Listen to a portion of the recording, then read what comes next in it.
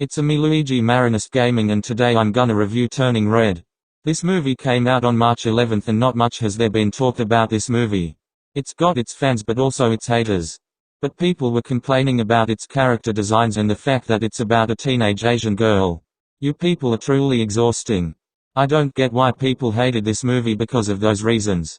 I was being optimistic about this movie, and despite some of its negative reviews it has gotten, I ignored it and still wanted to watch this movie.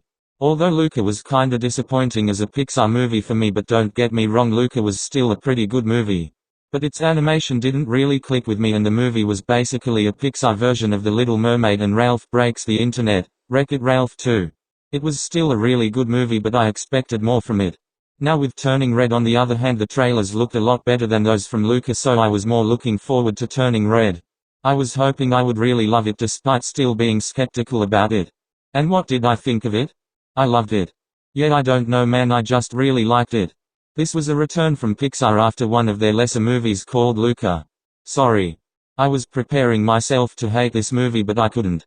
It's up there on the same ranks as Onward as one of my most underrated Pixar movies I have seen, since I consider Onward one of Pixar's best movies. And I like the director they've chosen for this movie, since it's very clearly a passion project rooted from writer-director Domishi's own life and experiences. Which is cool, and the movie kept me excited all the time and kept me guessing what would happen next. And did I tell you that I got to see this movie in theaters at a special screening as film festival? That was a great experience.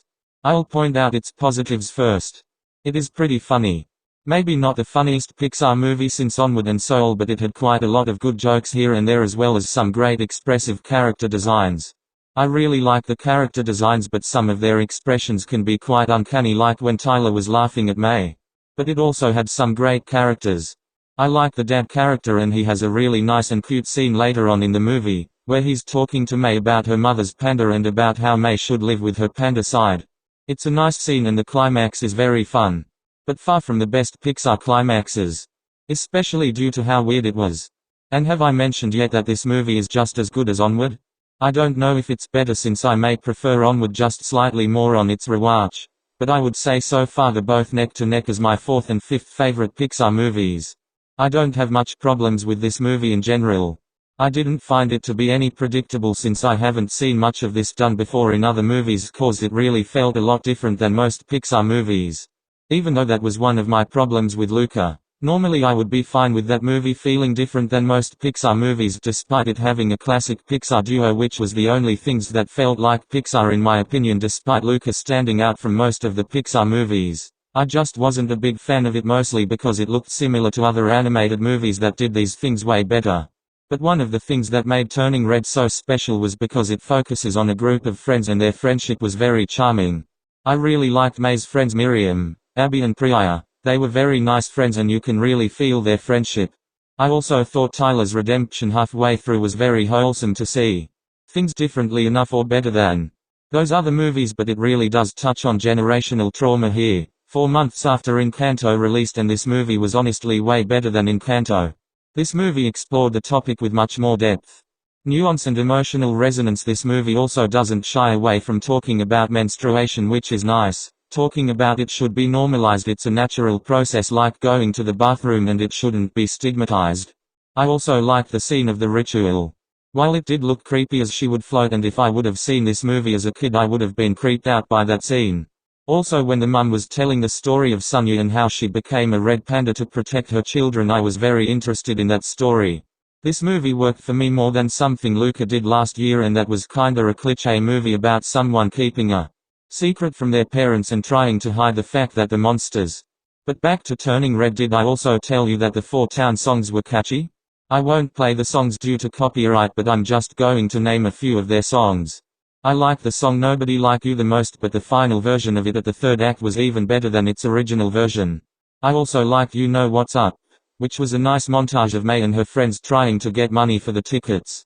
When everyone finds out about May being a panda, they didn't really get freaked out by that, which I liked, because most movies of someone being discovered a monster always do this cliché. But here they love that she's super popular now because she's a panda.